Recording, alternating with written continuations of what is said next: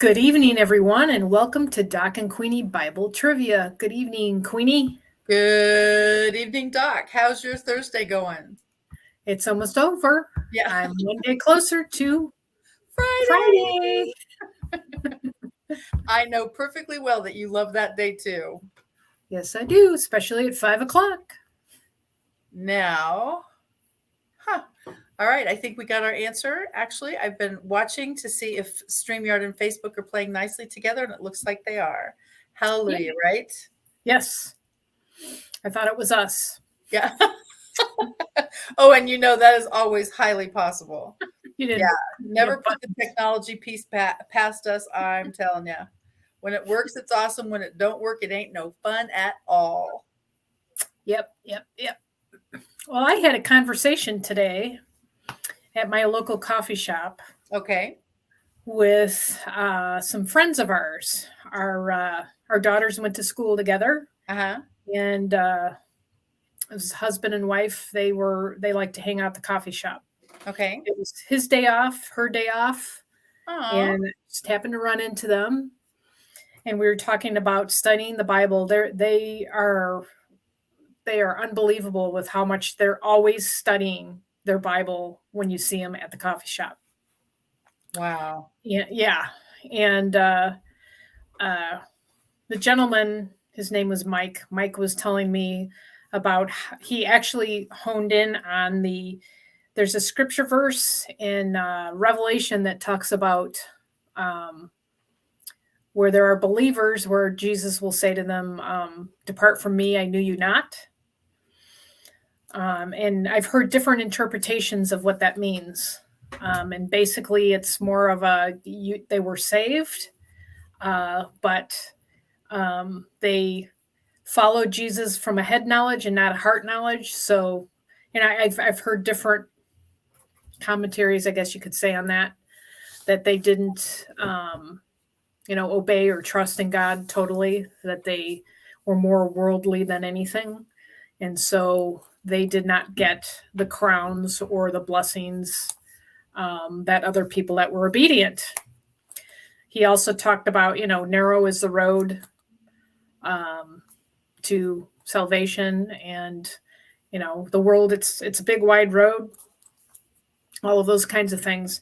It was an intense discussion, and it was a big reminder on self-examination. Am I where I need to be? Am I being obedient? And he was talking about, also he tied into all of that with Christians that Lord, I taught Sunday school. I was at church that kind of thing. So you're at church and you're in the Bible for 3 hours a week and not around it for the rest of the week. Yeah, it was kind of I sometimes don't feel I'm in the Bible enough. I try to start my day every day with Bible studies, and it's kind of like the prayer thing. Everything it needs to be consistent, because how do we have a relationship with God if we're not really taking it seriously or have too much in the way? If we're too busy to even pray or even read our Bibles, and how are we supposed to know God if we don't read the Bible? Sometimes just the fact that we sometimes take it for granted because we feel we always will be able to. And with all the people I'm around during the course of any of my networking days, that's not how it is everywhere. Nope. So it's very, very interesting who has to be guarded and who does not. And so, yeah, it really has become literally an interesting place to live now in our world. And the fact that you were able to share and testimony with your friends in a public coffee shop is pretty cool. Yes. Yeah. We I just stopped by to say hi, and we probably talked for half an hour. Yeah, and think about that too from a standpoint of fellowship. It can happen anywhere. It doesn't have to be a planned procedure Bible study topic. It can happen anywhere, and it's very cool that he's always in the midst. So that I love that. Well, and also a part of that discussion was for Mike. He was talking about, am I living like Christ? Am I loving people? Am I spreading the good news? And that kind of segued into that whole other piece. But it was meant to be for us to run across each other, and oh my gosh, absolutely. Mm-hmm. Absolutely. I think that's very awesome. And especially the fact that you were both so open to chatting about the word. That's awesome. Yep. All right. So what book are we doing tonight, Queenie? From my sheet that I keep a list, we can start tonight with Genesis chapter 17. How does that sound? That sounds fabulous. Perfect. All we have to know is that Old or New Testament, Doc. You dropped my pillow. I just like to keep you on your toes. Excuse me for a minute. I unplugged my phone. Uh-oh, that's not good. I unplugged my phone and dropped my pillow. Those are two very important things. As long as you've got it all together now, that's all we need. I've got it all together. That's good. We'd like to welcome each and every one of you to Doc and Queenie Bible Trivia. We love that you're with us live or certainly on the replay. And tonight we are going to proceed, and we're in Genesis, starting with chapter 17 this time. The Lord appeared to Abram when he was 99 years old, sleeping, sacrificing, or 88 years old. The Lord appeared to Abram when he was 99 years old, sleeping, sacrificing, or 88 years old. Oh, there's Debbie Miller. Hello, Debbie Miller. Yay, Debbie Miller. Genesis 17, verse 1. When Abram was 99 years old, the Lord appeared to Abram and said to him, I am God Almighty, walk before me. God told Abram to spread his name abroad, not to be deceived, walk before me and be perfect, build me a tabernacle. God told Abram to spread his name abroad, not to be deceived, walk before me and be perfect, or build me a tabernacle. Genesis 17, verse 1 again. When Abram was 99 years old, the Lord appeared to Abram and said to him, I am God Almighty, walk before me and be blameless. God made fire come from heaven, an altar, a temple, a covenant with Abram. God made fire come from heaven, an altar, a temple, a covenant with Abram. Genesis 17, verse 2, that I may make my covenant between me and you.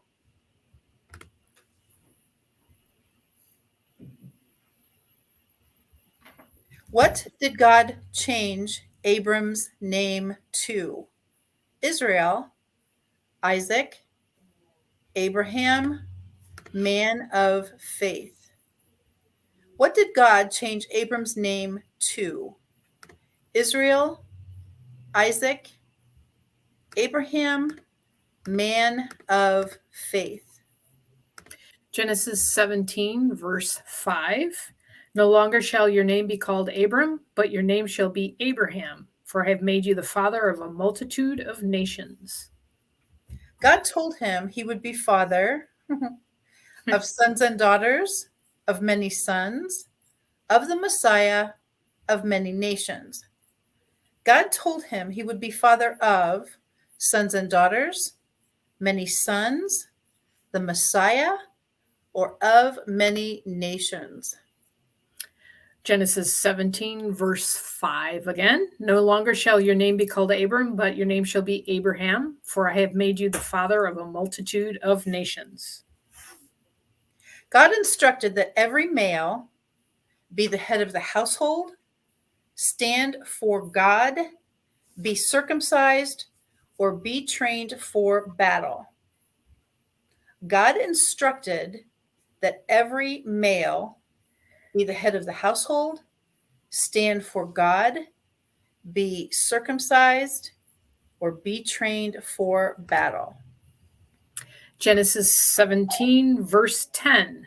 This is my covenant, which you shall keep between me and you and your offspring after you. Every male among you shall be circumcised.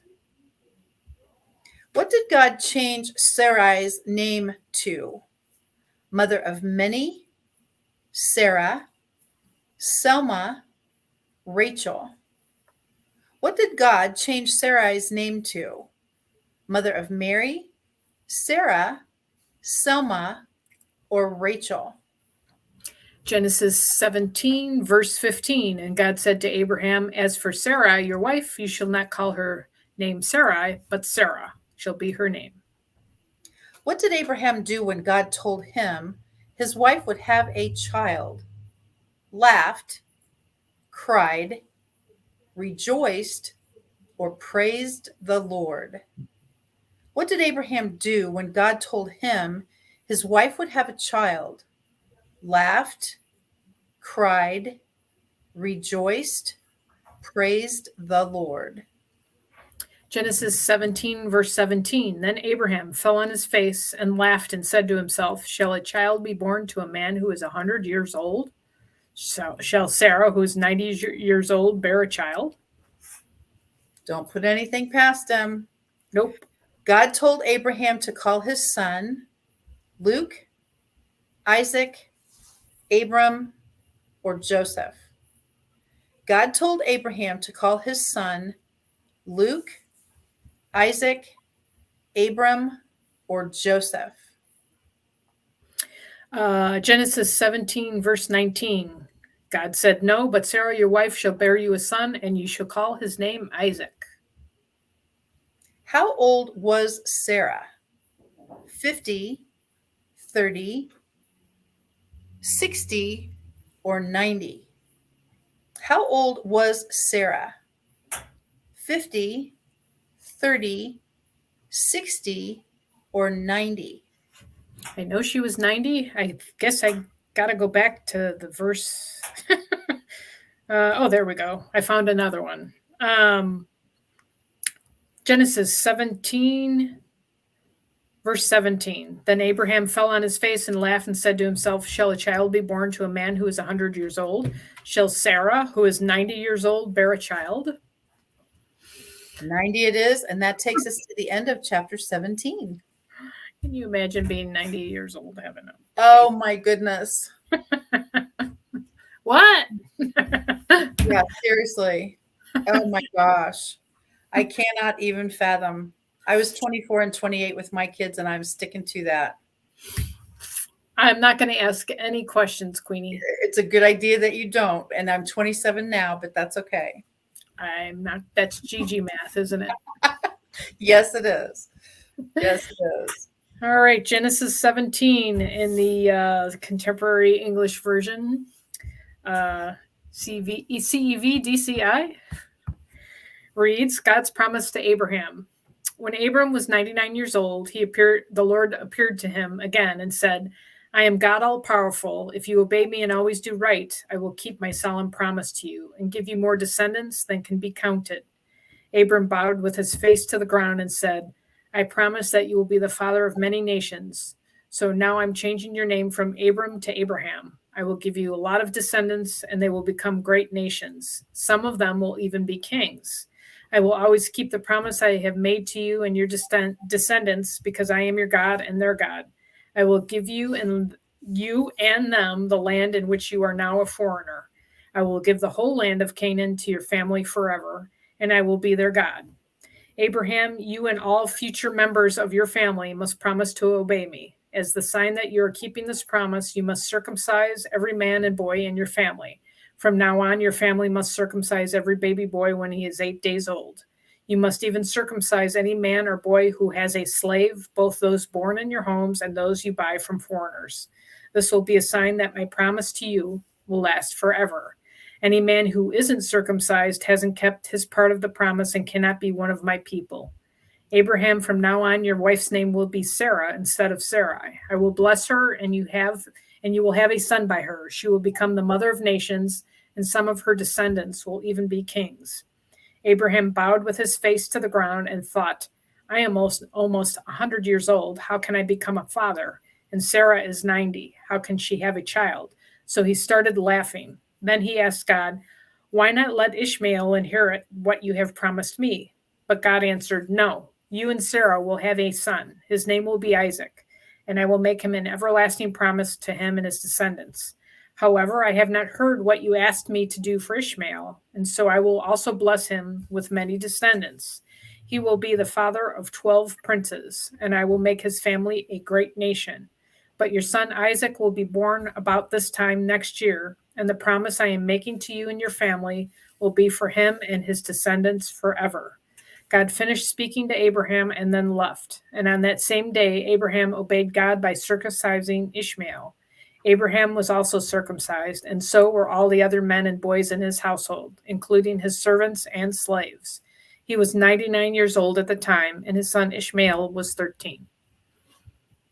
Wow. Yes. Yeah, pretty amazing, honestly. And I love that we're in Genesis because how it all began is always fun to relive. Yep. All right, we are now headed for Genesis chapter 18. How many men came to Abraham? 1, 2, 3, or 4? How many men came to Abraham? 1, 2, 3, or 4? Genesis 18, verse 2. He lifted up his eyes and looked, and behold, 3 men were standing in front of him. He gave them water to drink, to wash their hands, to wash their feet, or for their horses. He gave them water to drink, to wash their hands, to wash their feet, for their horses. Genesis 18, verse 4. Let a little water be brought, and wash your feet, and rest yourselves under the tree.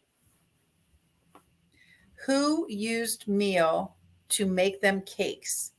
Sarah, Abraham, Hagar, or Sarah's maid? Who used meal to make them cakes? Sarah, Abraham, Hagar, or Sarah's maid? Genesis 18, verse 6. And Abraham went quickly into the tent to Sarah and said, Quick, 3 seahs of fine flour, knead it and make cakes. They said, Sarah is a beautiful woman, shall have a son, has found favor in God's sight, shall be called blessed.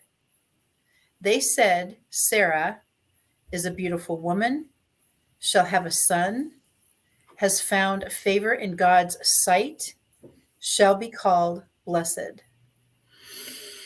Is that verse 9 or is that verse 10? It's kind of one of those. It's actually 10. 10, okay.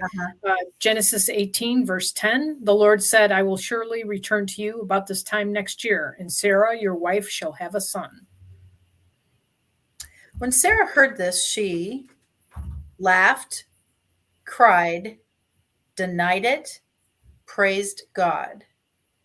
When Sarah heard this, she laughed, cried, denied it, or praised God. Genesis 18, verse 12. So Sarah laughed to herself, saying, After I am worn out and my Lord is old, shall I have pleasure? The Lord asked, Is anything above God right in man's eyes? Too hard for the Lord? True.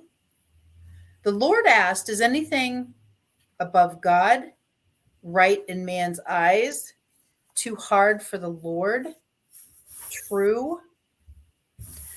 Genesis 18, verse 14. Is anything too hard for the Lord? The Lord said, Their cry is great, and their sin is very grievous. Sarah and Abraham, the 3 men, the angels, or Sodom and Gomorrah. The Lord said, Their cry is great, and their sin is very grievous. Sarah and Abraham, the 3 men, the angels, or Sodom and Gomorrah. Genesis 18, verse 20. Then the Lord said, because the outcry against Sodom and Gomorrah is great, and their sin is very grave, I will go down to see whether they have done altogether according to the outcry that has come to me. And if not, I will know. Abraham asked the Lord if he would destroy him also, Lot also, the king, or the righteous. Abraham asked the Lord if he would destroy him also, Lot also, the king, or the righteous. Genesis 18, verse 23. Then Abraham drew near and said, will you indeed sweep away the righteous with the wicked? Abraham began by asking the Lord to spare the city for the sake of his many righteous. 1,000, 500, 100, or 50. Abraham began by asking the Lord to spare the city for the sake of this many righteous. 1,000, 500, 100, or 50. Genesis 18, verse 24. Suppose there are 50 righteous within the city. Will you then sweep away the place and not spare it for the 50 righteous who are in it? God ended his talking to Abraham by saying he would spare the city for the sake of this many righteous. 10, 65, 25, 50. God ended his talking to Abraham by saying he would spare the city for the sake of this many righteous. 10, 65, 25, or 50. Genesis 18, verse 26. And the Lord said, if I find at Sodom 50 righteous in the city, I will spare the whole place for their sake. Am I too far? It's 32, actually. Okay, I was just about, because I just realized that after I read it. Then he said in verse 32, oh, let not the Lord be angry, and I will speak again but this once. Suppose 10 are found there. And he answered, for the sake of 10, I will not destroy it. That's the end. That is the end already. I know. Good job, Debbie Miller. Okay, Genesis 18 in the CEV DCI version. The Lord promises Abraham a son. One hot summer afternoon, while Abraham was sitting by the entrance to his tent near the sacred trees of Mamre, the Lord appeared to him. Abraham looked up and saw 3 men standing nearby. He quickly ran to meet them, bowed with his face to the ground, and said, please come to my home where I can serve you. I'll have some water brought so you can wash your feet. Then you can rest under a tree. Let me get you some food to get you strength before you leave. I would be honored to serve you. Thank you very much, they answered. We accept your offer. Abraham went quickly to his tent and said to Sarah, hurry, get a large herd of cattle and Hurry and get a large sack of flour and make some bread. After saying this, he rushed off to his herd of cattle and picked out one of the best calves, which his servant quickly prepared. He then served his guests some yogurt and milk together with the meat. While they were eating, he stood near them under the tree, and they asked, where is your wife Sarah? She is right there in the tent, Abraham answered. One of the guests was the Lord, and he said, I'll come back about this time next year, and when I do, Sarah will already have a son. Sarah was behind Abraham, listening at the entrance to the tent. Abraham and Sarah were very old, and Sarah was well past the age for having children. So she laughed and said to herself, now that I am worn out and my husband is old, will I really know such happiness? The Lord asked Abraham, why did Sarah laugh? Does she doubt that she can have a child in her old age? I am the Lord. There is nothing too difficult for me. I'll come back next year at the time I promised, and Sarah will already have a son. Sarah was so frightened that she lied and said, I didn't laugh. Yes, you did, he answered. Abraham prays for Sodom. When the 3 men got ready to leave, they looked down toward Sodom, and Abraham walked part of the way with them. The Lord said to himself, I should tell Abraham what I'm going to do, since his family will become a great and powerful nation that will be a blessing to all the other nations on the earth. I have chosen to teach his family to obey me forever and to do what is right and fair. If they do, I will give Abraham many descendants, just as I promised. The Lord said, Abraham, I have heard that the people of Sodom and Gomorrah are doing all kinds of evil things. Now I'm going down to see for myself if those people really are that bad. If they aren't, I would like to know.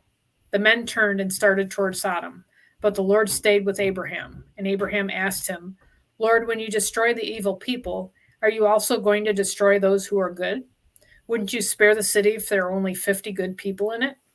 You surely wouldn't let them be killed when you destroy the evil ones. You are the judge of all the earth, and you do what is right. The Lord replied, If I find 50 good people in Sodom, I will save the city to keep them from being killed.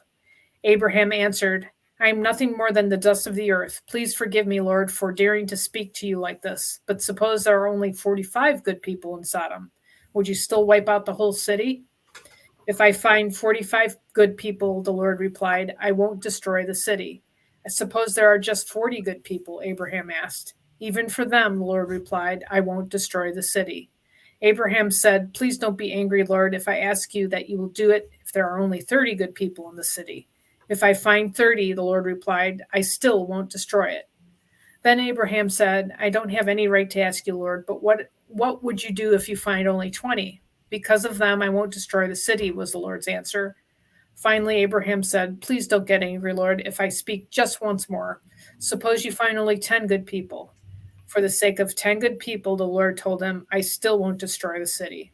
After speaking with Abraham, the Lord left, and Abraham went back home. He was definitely persistent in his asking. Oh my goodness, seriously. And the Lord was so patient and so kind with the answers. Because I'm sitting here going, okay, dude, what did I just say? So, What part do you not understand? absolutely. All right, my friends, thank you for joining us tonight on Doc and Queenie Bible Trivia. We are now headed to Genesis chapter 19. Two of them came to Sodom. Angels, strangers, men, or women. Two of them came to Sodom. Angels, strangers, men, or women. Genesis 19, verse 1. The two angels came to Sodom in the evening, and Lot was sitting in the gate of Sodom. Where did they say they would stay that night? At the inn, with relatives, in the streets, in the house of a harlot. Where did they say they would stay that night? At the inn, with relatives, in the streets, in the house of a harlot. Genesis 19, verse 2. Anne said, My lords, please turn aside to your servant's house and spend the night and wash your feet. Then you may rise up early and go on your way. They said, No, we will spend the night in the town square. Did I get the right verse again? I'm not reading. It's far. two. Okay. The town square in this case would be the streets, I think. Right. Where did they stay? At Lot's house, in Lot's barn, in the streets, in Abraham's tent. Where did they stay? At Lot's house, in Lot's barn, in the streets, or in Abraham's tent? Well, what verse are we at there, Queenie? Oh my gosh, I did it twice. This is 3. 3. Okay. Genesis 19, verse 3. But he pressed them strongly, so they turned aside to him and entered his house. And he made them a feast and baked unleavened bread, and they ate. What did the men of the city who surrounded them want Lot to do? Give them food, give them money, give them his daughters, or give them the visitors?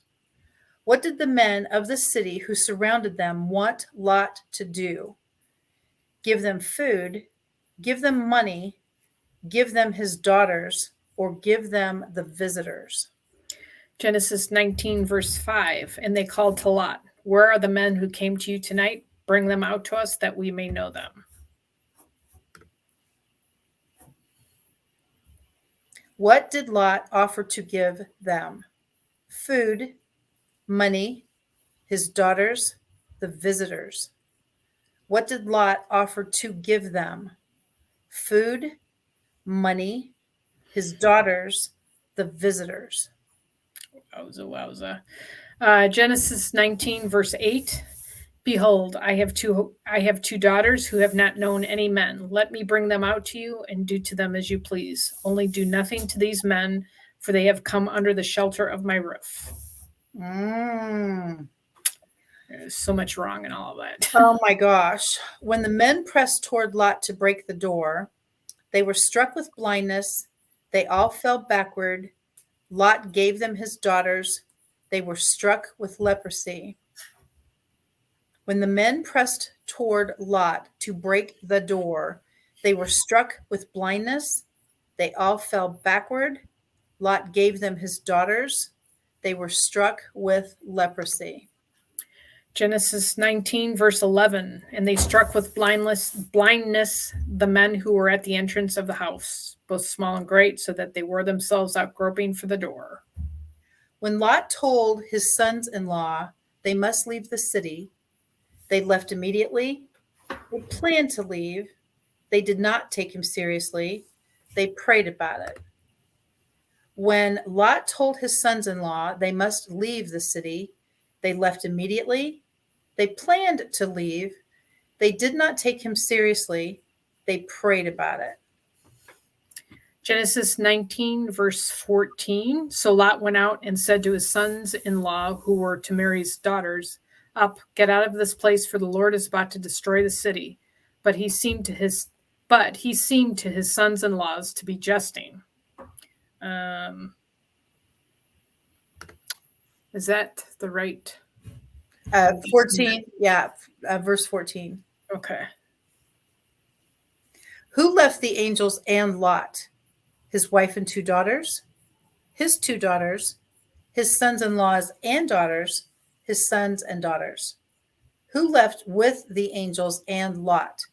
His wife and 2 daughters, his 2 daughters, his sons-in-laws and daughters, his sons and daughters. Genesis 19, verse 15. As morning dawned, the angel urged Lot, saying, Up, take your wife and your 2 daughters who are here, lest you be swept away in the punishment of the city. What happened to Lot's wife? She became a pillar of salt. She was consumed. She was overtaken by a snake. She was struck by fire and brimstone. What happened to Lot's wife? She became a pillar of salt. She was consumed. She was overtaken by a snake. She was struck by fire and brimstone. Genesis 19, verse 26. But Lot's wife behind him looked back, and she became a pillar of salt. Why did this happen? She refused to go to the mountain. She stumbled. She looked back. She doubted. Why did this happen? She refused to go to the mountain. She stumbled. She looked back, or she doubted. I think it's 26 again. Yes. But Lot's wife behind him looked back, and she became a pillar of salt. That is the end of 19, Doc. Wow. All right. Genesis 19, Contemporary English Version.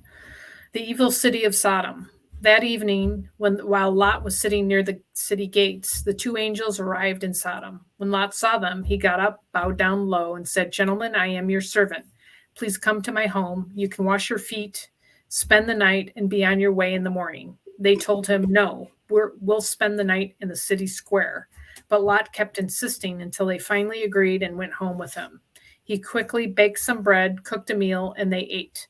Before Lot and his guests could go to bed, every man in Sodom, young and old, came and stood outside his house and started shouting, Where are your visitors? Send them out so we can have sex with them. Lot went outside and shut the door behind him.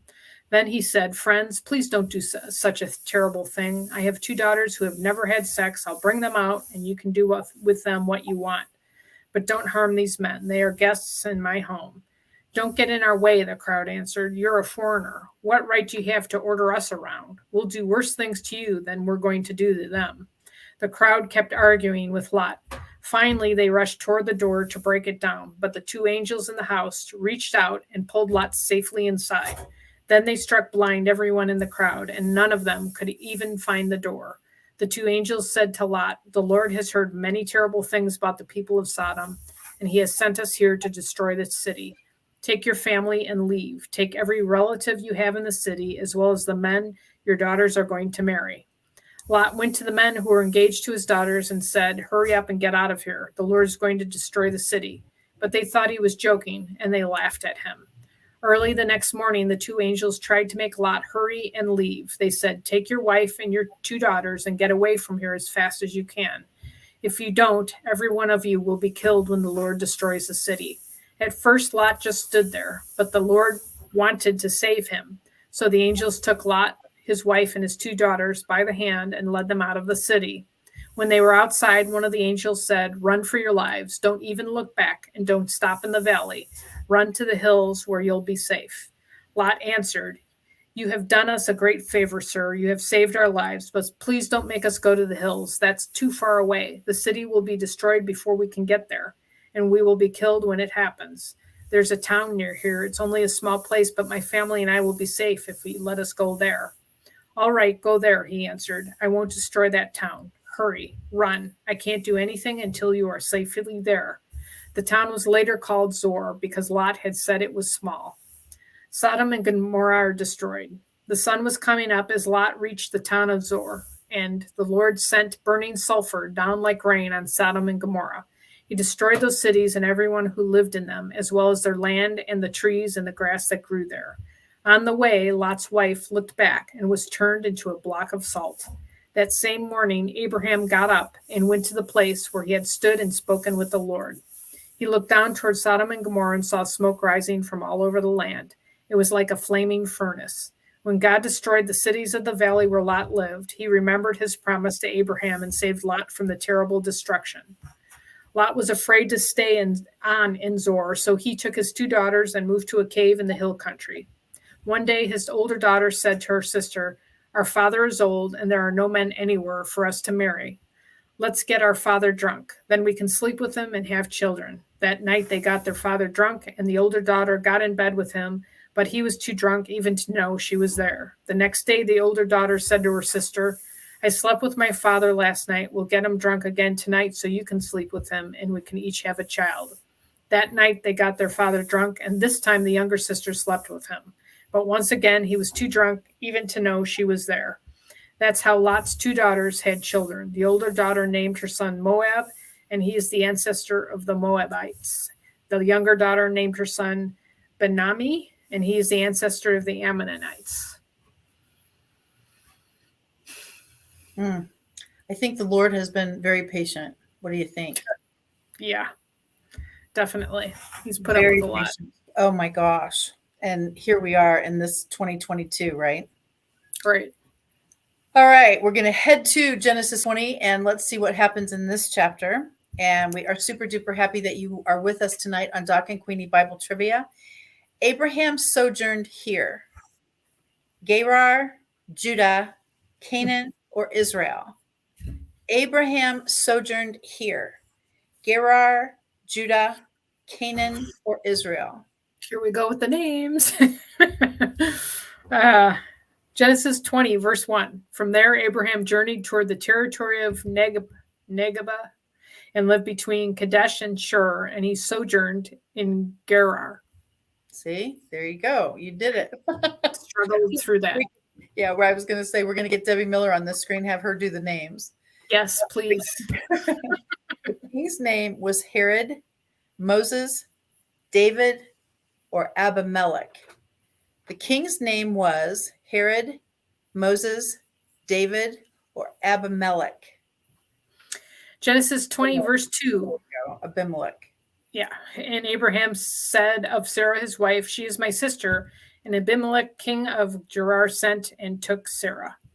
Abraham told the king that Sarah was with child, his wife, his mother, his sister. Abraham told the king that Sarah was with child, his wife, his mother, or his sister. Genesis 20, verse 2. And Abraham said of Sarah, his wife, "She is my sister." God spoke to the king from a cloud, in a vision, from a fire, in a dream. God spoke to the king from a cloud, in a vision, from a fire, in a dream. Genesis 20, verse 3. But God came to Abimelech in a dream by night and said to him, Behold, you are a dead man because of the woman whom you have taken, for she is a man's wife.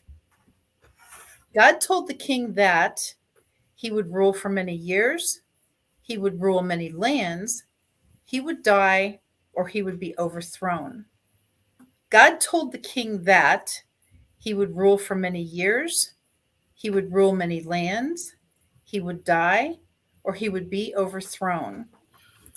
Genesis 20, verse 3. But God came to Abimelech in a dream by night and said to him, Behold, you are a dead man because of the woman who you have taken, for she is a man's wife. What sin had he committed?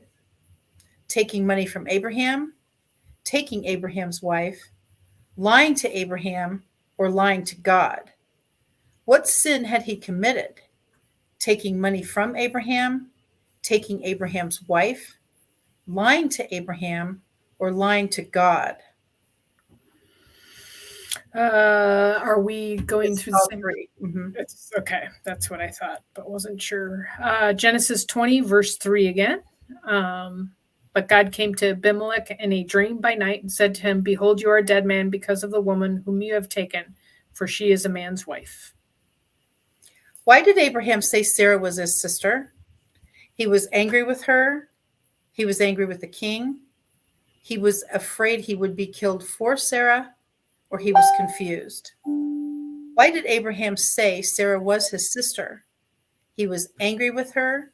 He was angry with the king. He was afraid he would be killed for Sarah, or he was confused. 11.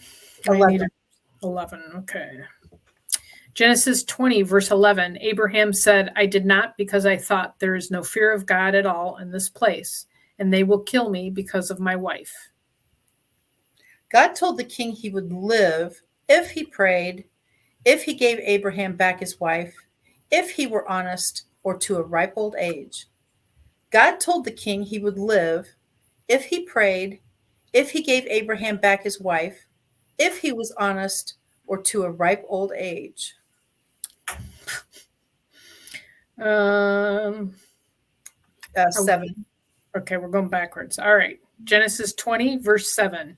Now then, return the man's wife, for he is a prophet, so that he will pray for you, and you shall live. But if you do not return her, know that you shall surely die. You and all who are yours. The king took sheep, oxen, and servants, and sacrificed them, gave them to Abraham, sold them, or set them free.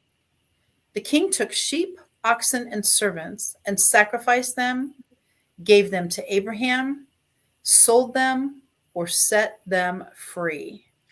Genesis 20, verse 14. Then Abimelech took sheep and oxen and male servants and female servants and gave them to Abraham and returned Sarah, his wife, to him. Abraham prayed, and God forgave Abimelech, and God healed Abimelech for mercy and wisdom, for peace within the kingdom. Abraham prayed, and God forgave Abimelech, and God healed Abimelech for mercy and wisdom, or for peace and the kingdom. Genesis 20, verse 17. Then Abraham prayed to God, and God healed Abimelech, and also healed his wife and female slaves so that they bore children. That's the end of 20, Doc. Wow, that flew. That totally flew. Even with some of these names. Yeah, I think it was because I was searching too much for verses. Okay, Genesis 20, Abraham and Sarah at Gerar. Gerar. Yeah, no clue. Abraham moved to the southern desert where he settled between Kadesh and Shur. Later, he went to Gerar, and while there, he told everyone that his wife Sarah was his sister. So King Abimelech of Gerar had Sarah brought to him. But God came to Abimelech in a dream and said, You have taken a married woman into your home, and for this you will die." Abimelech said to the Lord, "Don't kill me. I haven't slept with Sarah. Didn't they say they were brother and sister? I am completely innocent." Then God continued, "I know you are innocent. That's why I kept you from sleeping with Sarah and doing anything wrong. Her husband is a prophet. Let her go back to him, and his prayers will save you from death. But if you don't return her, you and all your people will die." Early the next morning, Abimelech sent for his officials, and when he told them what had happened, they were frightened. Abimelech then called in Abraham and said, "Look what you've done to us. What have I ever done to you? Why did you make me and my nation guilty of such a terrible sin? What were you thinking when you did this?" Abraham answered, "I did it because I didn't think any of you respected God, and I was sure that someone would kill me to get my wife. Besides, she is my half sister. We have the same father, but different mothers. When God made us leave my father's home and start wandering, I told her, 'If you really love me, then tell everyone that I am your brother.'" After Abimelech had given Abraham some sheep, cattle, and slaves, he sent Sarah back and told Abraham he could settle anywhere in his country. Then he said to Sarah, "I have given your brother 1,000 pieces of silver as proof to everyone that you have done nothing wrong." Meanwhile, God had kept Abimelech's wife and slaves from having children, but Abraham prayed and God let them start having children again. It's amazing to me I guess you would almost say double standard. You committed this kind of a sin, but you didn't commit this kind of a sin. So he gave you a break kind of thing. And the forgiveness piece is always interesting to me. And then when he offers and sacrifices the daughters, that's when I just am like, oh my gosh. Yeah. Yeah, it's just amazing. And especially God can do anything, obviously, for these people this age to have to be pregnant. Oh, well, Abraham is perfect example. But Lot's like, "Hey, you have my daughters. Don't hurt these guys. Take my daughters." Absolutely. Like, wow. I just look at this and I'm like, oh my gosh, the double standard stuff. We've got just enough time to do Genesis 21. What do you think, Doc? Sounds good, Queenie. Abraham called the name of his son, which Sarah gave birth to, Nathaniel, Aaron, Ishmael, or Isaac. Abraham called the name of his son, which Sarah gave birth to, Nathaniel, Aaron, Ishmael, or Isaac. Genesis 21, verse 3. Abraham called the name of his son who was born to him, whom Sarah bore him, Isaac. Sarah saw Hagar's son mocking, fall, run away, or eating. Sarah saw Hagar's son mocking, fall, run away, or eating. 9. 9. Okay. Guess I'm not moving fast enough. Well, then it's a little confusing because at the last chapter you had to go backwards, and I'm like, I know. It's like I'm reading it, trying to find it quickly, and obviously I'm not quick today. Genesis 21, verse 9. But Sarah saw the son of Hagar the Egyptian, whom she had borne to Abraham, laughing. So she said to Abraham, "Cast out the slave woman with her son, for the son of the slave woman shall not be heir with my son Isaac." So Sarah told Abraham to correct Hagar's son, correct Hagar, punish Hagar and her son, send Hagar and her son away. Sarah told Abraham to correct Hagar's son, correct Hagar, punish Hagar and her son, send Hagar and her son away. Genesis 21, verse 10 again. So she said to Abraham, let's see. Yeah. Cast out the slave woman with her son, for the son of the slave woman shall not be heir with my son Isaac. What did God say would become of Hagar's son? He would be destroyed. He would be rejected. He would be a nation. He would be Abraham's only heir. What did God say would become of Hagar's son? He would be destroyed. He would be rejected. He would be a nation. He would be Abraham's only heir. Genesis 21, verse 13. And I will make a nation of the son of the slave woman also, because he is your offspring. What did Abraham give Hagar? Silver and gold, wine and cheese, meat and bread, bread and water. What did Abraham give Hagar? Silver and gold, wine and cheese, meat and bread, bread and water. Genesis 21, verse 14. So Abraham rose early in the morning and took bread and a skin of water and gave it to Hagar, putting it on her shoulder along with the child, and sent her away. And she departed and wandered in the wilderness of Beersheba. Hagar sat away from the child because his crying disturbed her. She did not want to catch his disease. She was abandoning him. She did not want to see him die. Hagar sat away from the child because his crying disturbed her. She did not want to catch his disease. She was abandoning him. She did not want to see him die. Genesis 21, verse 16. Then she went and sat down opposite him a good way off, about the distance of a bow shot, for she said, "Let me not look on the death of a child." And she sat opposite him. She lifted up her voice and wept. God heard this and sent an angel. Hagar praying, Hagar crying, the prayer of Abraham, the voice of the child. God heard this and sent an angel. Hagar praying, Hagar crying, the prayer of Abraham, or the voice of the child. Genesis 21, verse 17. And God heard the voice of the boy, and the angel of God called to Hagar from heaven and said to her, "What troubles you, Hagar? Fear not, for God has heard the voice of the boy where he is." Hagar saw God, Abraham coming to get her, a devil, or a well. Hagar saw God, Abraham coming to get her, a devil, or a well. Genesis 21, verse 19. Then God opened her eyes, and she saw a well of water, and she went and filled the skin with water and gave the boy a drink. Abraham made a covenant with the king. Abimelech, the king of Tyre, David, or Herod. Abraham made a covenant with this king. Abimelech, the king of Tyre, David, or Herod. Is that verse 22 and 23? This one says 27, actually. Not even close. Okay. Well, it looked like 22 and 23, but Genesis 21, verse 27. So Abraham took sheep and oxen and gave them to Abimelech, and the two men made a covenant.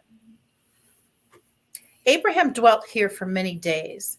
Israel, Jerusalem, the land of the Philistines, the land of the nomads. Abraham dwelt here for many days. Israel, Jerusalem, the land of the Philistines, or the land of the nomads. Genesis 21, verse 34. And Abraham sojourned many days in the land of the Philistines. And that is the end of 21. All right. Tell us one more time, please, what version you're reading from. The Contemporary English Version, CEV, DCI. Don't remember the other acronyms. But I just wanted to make sure that everyone listening would know that. Okay, sorry, I missed it on the last one. That's okay. So Sarah had a son. The Lord was good to Sarah and kept his promise. Although Abraham was very old, Sarah had a son exactly at the time God had said. Abraham named his son Isaac, and when the boy was 8 days old, Abraham circumcised him just as God had commanded. Abraham was 100 years old when Isaac was born, and Sarah said, "God has made me laugh, and now everyone will laugh with me." Who would have dared to tell Abraham that someday I would have a child? But in his old age, I have given him a son. The time came when Sarah no longer had to nurse Isaac, and on that day, Abraham gave a big feast. Hagar and Ishmael are sent away. One day, Sarah noticed Hagar's son Ishmael playing, and she said to Abraham, "Get rid of that Egyptian slave woman and her son. I don't want him to inherit anything. It should all go to my son. Abraham was worried about Ishmael, but God said, Abraham, don't worry about your slave woman and the boy. Just do what Sarah tells you. Isaac will inherit your family name, but the son of the slave woman is also your son, and I will make his descendants into a great nation. Early the next morning, Abraham gave Hagar an animal skin full of water and some bread. Then he put the boy on her shoulder and sent them away. They wandered around in the desert near Beersheba, and after they had run out of water, Hagar put her son under a bush. Then she sat down a long way off because she could not bear to watch him die, and she cried bitterly. When God heard the boy crying, the angel of God called out to Hagar from heaven and said, Hagar, why are you worried? Don't be afraid. I have heard your son crying. Help him up and hold his hand, because I will make him the father of a great nation. Then God let her see a well, so she went to the well and filled the skin with water, then gave some to her son. God blessed Ishmael, and as the boy grew older, he became an expert at hunting with his bow and arrows. He lived in the Paran desert, and his mother chose an Egyptian woman for him to marry. A peace treaty. About this time, Abimelech and his army commander Phicol said to Abraham, God blesses everything you do. Now I want you to promise in the name of God that you will always be loyal to me and my descendants, just as I have always been loyal to you in this land where you have lived as a foreigner. And so Abraham promised he would. One day Abraham told Abimelech, some of your servants have taken over one of my wells. This is the first I've heard about it, Abimelech replied. Why haven't you said something before? I don't have any idea who did it. Abraham gave Abimelech some sheep and cattle. Then the two men made a peace treaty. Abraham separated 7 female lambs from his flock of sheep, and Abimelech asked, Why have you done this? Abraham replied, I want you to accept these 7 lambs as proof that I dug this well. So they called the place Beersheba, because they made a treaty there. When the treaty was completed, Abimelech and his army commander Phicol went back to the land of the Philistines. Abraham planted a tamarisk tree in Beersheba and worshipped the eternal Lord God. Then Abraham lived a long time as a foreigner in the land of the Philistines. It's just nice, honestly, to start at the very beginning, even though times are a wee bit different, except not really. It's kind of interesting when you think of the bigger picture and the things that we're going through these days. I think of they lived in tents. They lived in the desert. They were shepherds. The shepherds were the lowest on the totem pole. It was not a, quote unquote honorable job in that time. They're wandering all over the place looking for water. We have no idea what it means to look for water, or walk around and get all dusty and dirty and hot. Yeah, it really is. It's just amazing times, and that's why I love that we got to do Genesis tonight. Well, Doc, as you can see, we are down to the wire time-wise. We're thrilled that StreamYard and Facebook played nicely tonight. Yes. Yes, definitely. And thank you, everyone. Thank you, Debbie Miller, for joining us. And anyone that has joined us on the replay also, or is just watching from a distance on Facebook Live. We do Doc and Queenie Bible trivia every Thursday night at 7 p.m. or Doc and Queenie Facebook Live on Mondays at high noon. So everyone, thank you again, and have a blessed rest of your evening, and have a blessed Happy Memorial Day weekend. And we will catch you back here either Monday or Thursday of next week. It's amazing to think it's going to be June soon, Doc. It's crazy. Yes, it is. Thank you, everyone. Thank you, Queenie. Thank you, Doc. Bye for now. Bye.